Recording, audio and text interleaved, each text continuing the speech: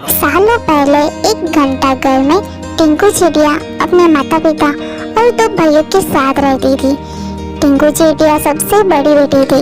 उसके पंख मुलायम थे।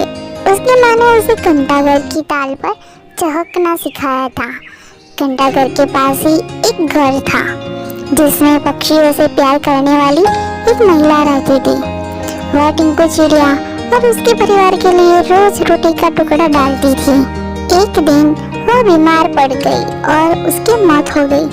टिंकू चिड़िया और उसका पूरा परिवार उस औरत के खाने पर निर्भर था। अब उनके पास खाने के लिए कुछ नहीं था और न ही अपने लिए खान पान जुटाने के लिए कुछ करते थे। एक दिन भूख से बेहाल होने पर टिंकू चिड़िया के पिता ने कीड़ों का शिकार करने का फैसला किया। काफी मेहनत के बाद उन्हें 2 कीड़े मिले जो परिवार के लिए काफी नहीं थे।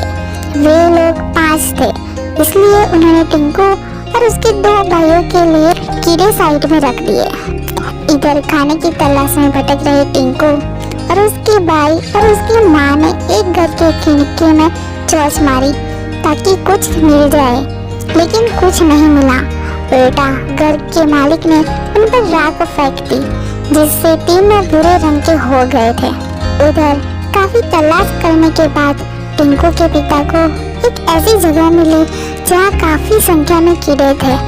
उनके कई दिनों के खाने का भी इंतजाम हो चुका था। वह जब खुशी खुशी घर पहुँचा तो वहाँ कोई नहीं मिला। वह परेशान हो गया। तभी टिंकू चिड़िया, उसका भाई और माँ वापस लौटे तो पिता उन्हें पहचान नहीं पाए और गुस्से में उन्होंने सबको भगा दिया। टिंकू ने पिता को समझाने की काफी कोशिश की। उसने बार बार बताया कि किसी ने उनके ऊपर रंग फेंका है, लेकिन टिंकू के हाथ असफलता ही लगी। उसकी माँ और भाई भी निराश हो गए, लेकिन टिंकू ने हार नहीं मानी। वह उन्हें लेकर तालाब के पास चली गई और नहलाकर सबकी राख हटा दी। तीनों अब अपने पुराने रूप में आ गए। अब टिंकू के पिता ने भी उन्हें पहचान लिया और माफी मांग ली। अब सब मिलकर खुशी खुशी एक साथ रहने लगे। उनके पास खाने की भी कमी नहीं थी।